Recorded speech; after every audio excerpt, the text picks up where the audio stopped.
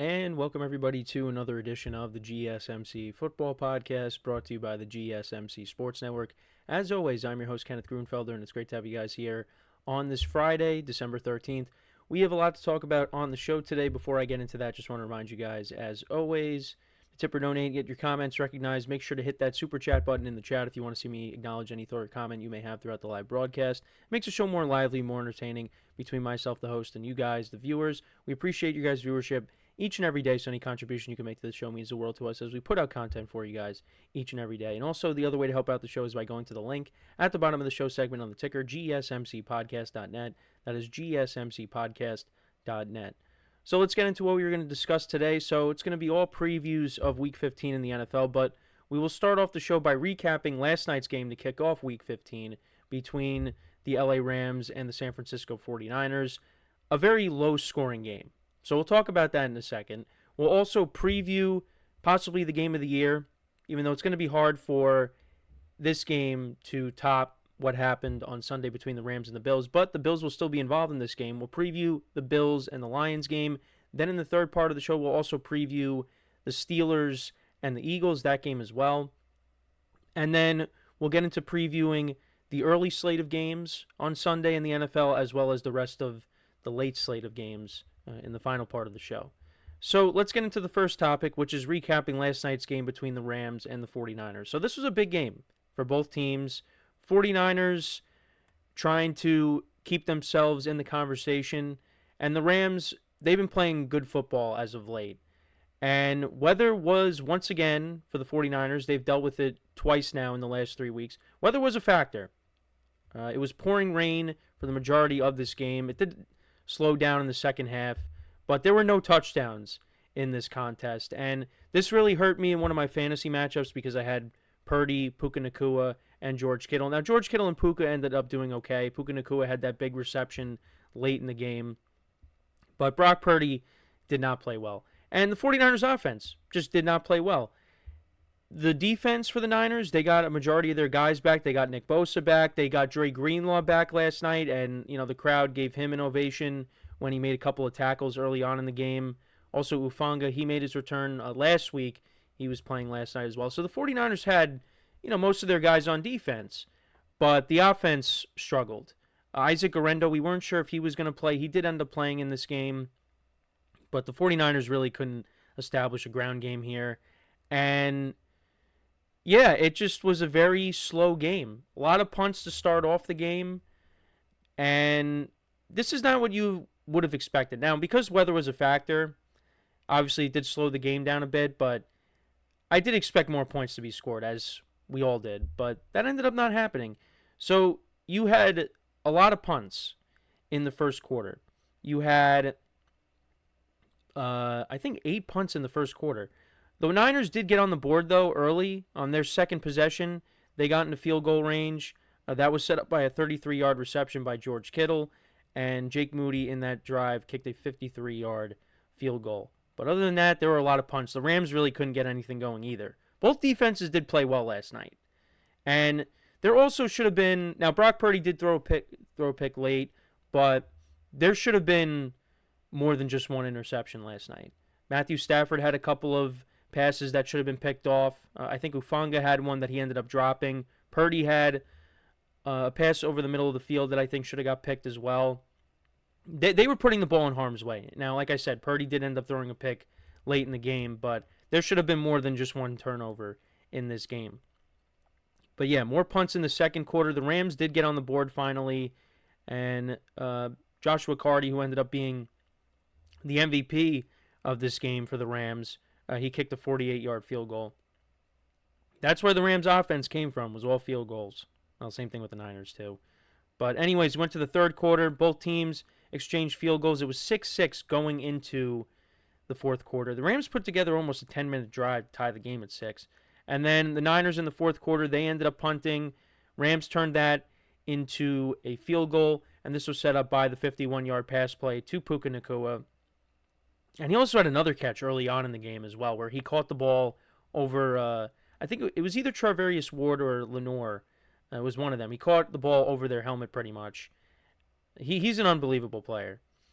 But anyway, so Yeah, the Rams went up 9-6, and then the Niners are driving. They're in plus territory, and then Purdy throws a deep pass to Juwan Jennings, overthrows him, and it gets intercepted by Williams, and then the Rams, they run out the clock. Well, they get into field goal range. They kick a field goal with 20 seconds left, and the Niners, there was an incompletion down the sidelines to Ricky Pearsall, and then Purdy got sacked trying to, get the Hail Mary off, which I don't think it would have reached the end zone.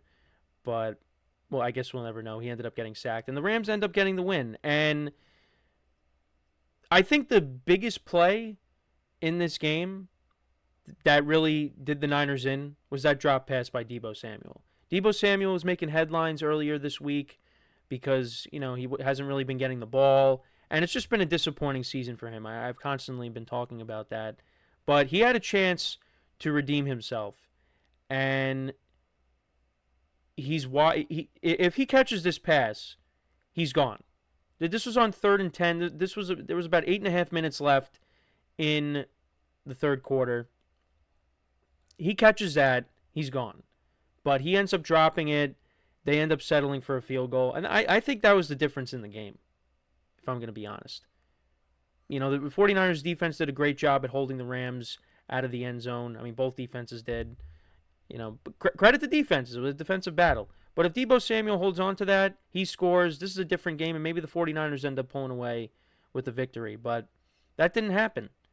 And Brock Purdy underthrew some passes last night as well. There was a couple of deep shots he took to Ricky Pearsall and George Kittle. Those ended up being incomplete. And he wasn't good last night in these conditions. And this was a disappointing loss for the Niners, and this effectively ends their season. I know I did bring this up against the Bills, that pretty much ended their season, but they still had a chance. They come back against the Bears. They play really well. But here, just a disappointing performance. But also, another thing to come away from this game that made news is Devondre Campbell. So, Dre Greenlaw made his return. Fred Warner has been playing hurt for most of this year. The Niners needed him to come into the game at one point, and he refused to go in. And I'm pretty sure he left the field. And George Kittle had some comments on it. He was disappointed. Kyle Shanahan was interviewed after the game, and he said, he's never had something like that happen where a player refuses to go into the game. So Devondre Campbell is probably going to be let go. Now, we don't know why he refused to go into the game. I mean, maybe there's something going on that we don't know about. But if he just didn't want to go into the game because, he wasn't getting enough playing time, then, the Niners should cut ties with him now. But, again, we don't know what was going on there. But that's interesting. Interesting development from this game last night. But, yeah, it's just been that kind of year for the Niners. They've dealt with a ton of injuries. And you hear people talk about Brock Purdy and how, the Niners are going to have to pay him. And Brock Purdy does deserve to get paid. But it's games like this, and we saw this in the snowstorm as well. Brock Purdy's not meant for inclement weather. He's just not. And I don't think that's going to be a sole factor into the Niners paying him. But, this team, they could be breaking it up. It's possible.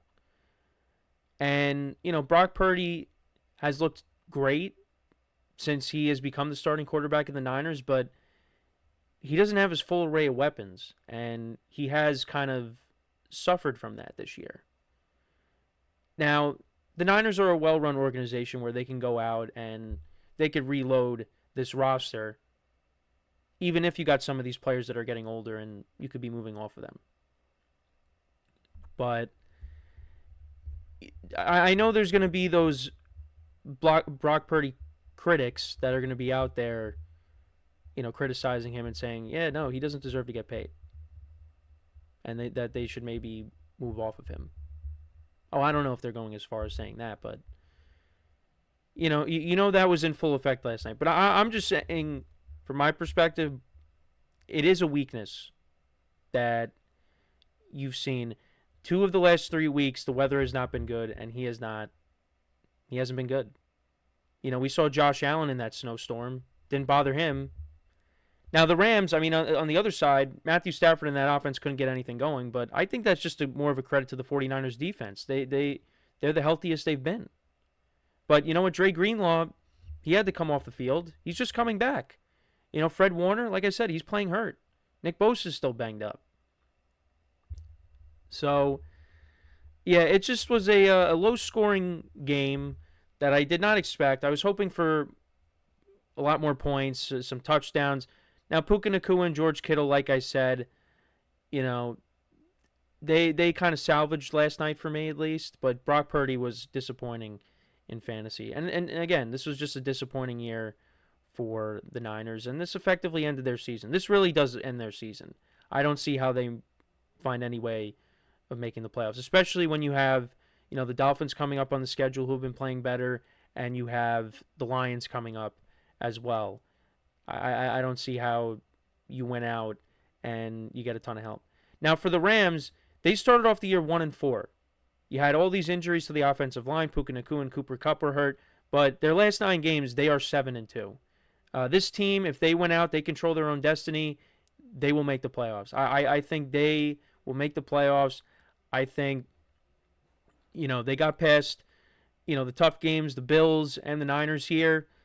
And, you take on the Cardinals, you take on the Jets next week, you take on the Seahawks. That could be what the division comes down to. I think the Rams are going to win the NFC West. I really do believe that. They are playing some really good football right now.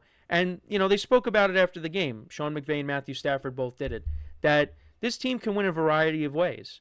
We saw they brought up the fact that, they got into a shootout with the Bills, 44-42, and then you win a game where they don't score any touchdowns. So, yeah, it's true. They are a dangerous team. And I know they've played the Lions already. They've played the Eagles already, and both teams beat them. But I don't think you want to see this team again. Because, if you're the losing team in a previous matchup and you match up again, sometimes the team that lost, they got the advantage. So we'll see if that ends up happening, but they are a very dangerous team. Cooper Kupp, like I said, did not have any catches last night. It was really a non-factor, but it happens. It happens. Kyron Williams got some big first downs for them. Puka made plays when he had to. The Rams got the win, and they're in a good spot. So I like their chances. I think they are going to win this division.